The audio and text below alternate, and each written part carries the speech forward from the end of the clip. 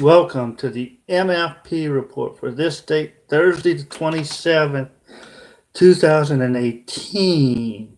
In this thing, I want to talk about the what happened earlier today on in Congress, and this is the Brett Kavanaugh hearing redux. The fact of the matter is the guy. It, all this stuff that came up at the 11th hour of this whole thing is what we like to term he said, she said. And generally speaking, if you got a guy or a gal, doesn't matter which, that his whole life says one thing, but the other person that is making accusations says another, well, who are you going to trust? And generally speaking, you're going to trust the guy who can corroborate, or gal who can corroborate the what they are saying in any given case. Now, my thing is this. I'm going to say this. I'm going to go ahead and say that Uh, I trust um, what's going on in terms of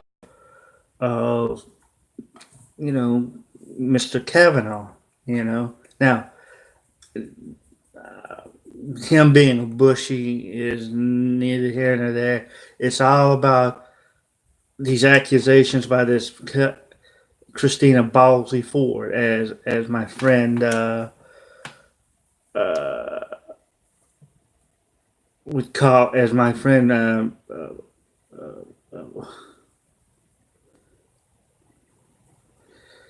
Matt of the conservative cartel would call her. Now, my question is this: in terms of what's next? What's next is this guy should skate into a confirmation. If he doesn't, and look, we will talk about this later. But there are a number of Democratic senators in red states that President Trump won relatively easy.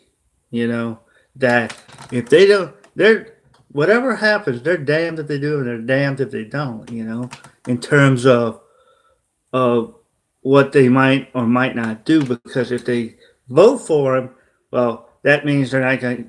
Their reelection is unassured because they don't get the money from the Democratic Party to reelect themselves. If they don't vote for him, then they're not going to get the votes from their constituents in their home states. And like I said, Indiana, Montana, Missouri, North Dakota. Those are just four right there. There's a couple, two, three more that fit into that thing, fit into the fit into that. So my feeling is that and look, we're already starting to see the people on the right that had some questions, including Corker, that said Bob Corker or whatever his name is, that had said that they had questions about voting for him. Well,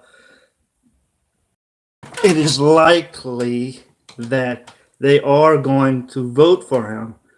The biggest question are the two women, uh, Murkowski uh, and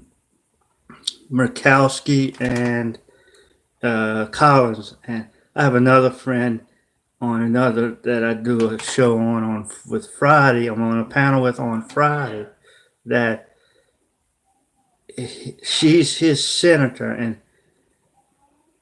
he says that she is likely to vote for him because because she wants to make her constituents happy.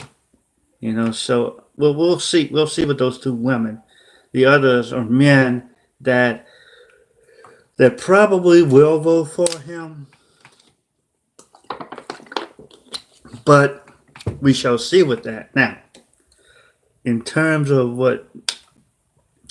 what's going to happen next is he's probably, I've said it before, he will probably skate into being on the Supreme Court. Hard to say.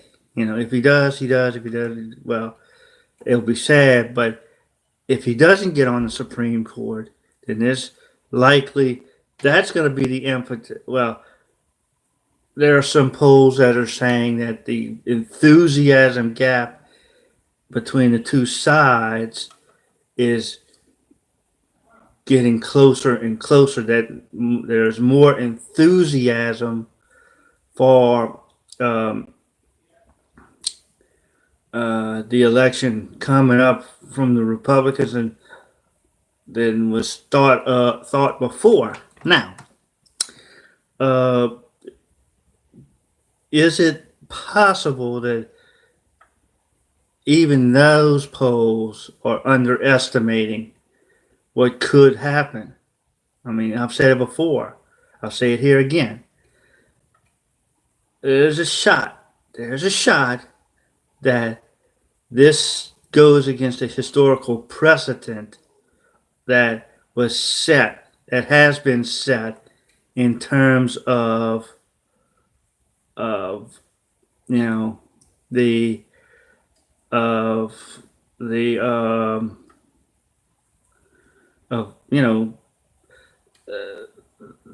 the party in power that holds the White House loses seats in the Congress. I think they have done such a bad job of such a good job of the Democrats have done such a good job of making themselves look like the asses that they are, that it's gonna be ugly in less than 40 days. Very ugly. I mean, it's coming down to brass tacks now, and it's not just the 4 or 5 senators in red states that are gonna not do well. I think it could be very much so that you're gonna see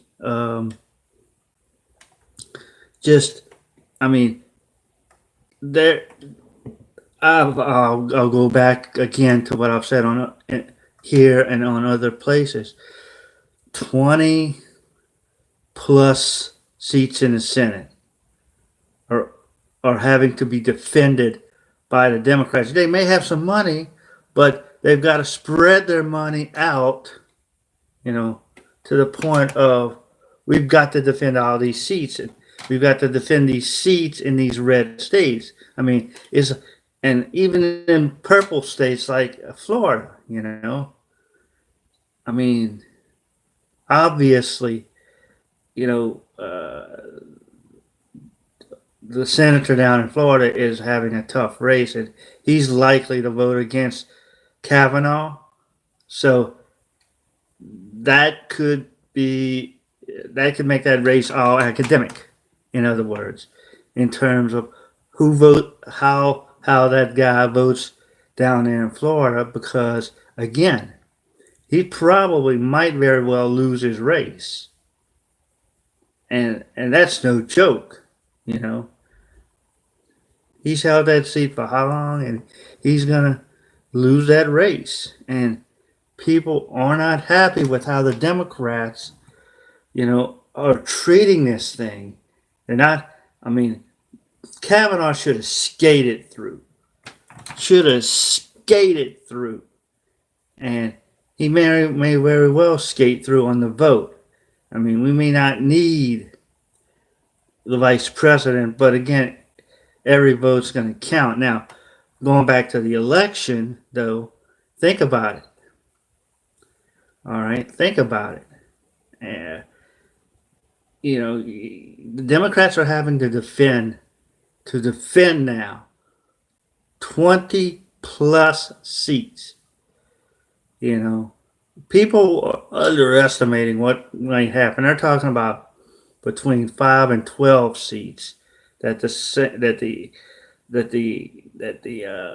Republicans could gain in the Congress, in the Senate. I mean, the U.S. Senate. Now, my thing is this. You know, we saw how they made this thing a joke. This Senate hearing, a clown show, a circus. I mean, it's like every day the little clown car, the little car pulls up, and Dick Durbin and Heidi Heitkamp and Hirono and all these other Democrats just pile their way out of that clown car, and go into the Senate committee room, And the thing is that it's going to happen again. It's going to happen. They're going to try and filibuster the vote. It's going to pass out of this committee, out of the Judiciary Committee, and they're going to try. They're going to try and filibuster. But again, thank you, Harry Reid.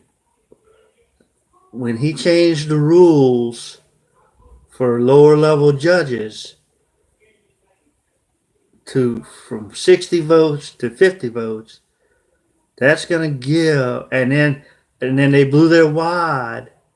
They blew their wad when they tried to go again and go against Neil Gorsuch, And the fact of the matter is, they blew their wad, and it didn't work. And Gorsuch got through.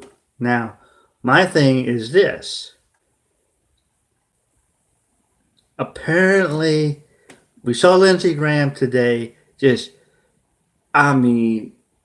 took them to task, took every single Democrat to task, plus a few Republicans that he knows that were on the fence, to task in terms of what they're going to do and how they're going to go against the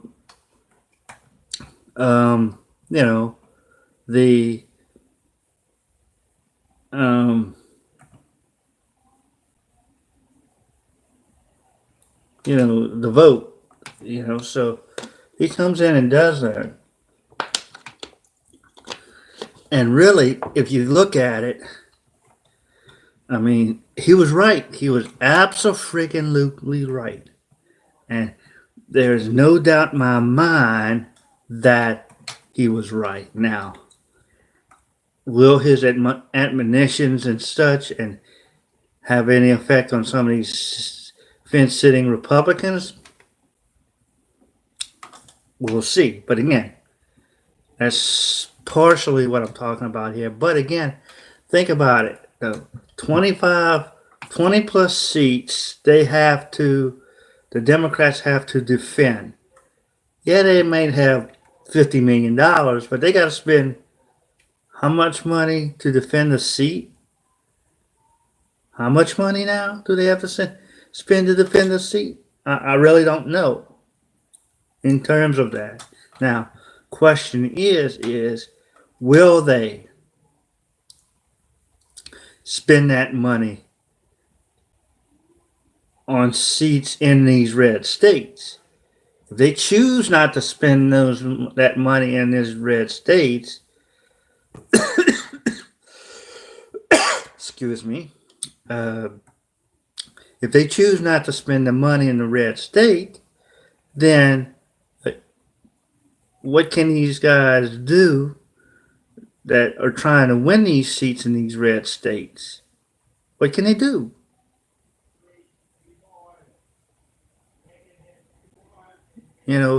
what can they do? And the answer is very little to win those races.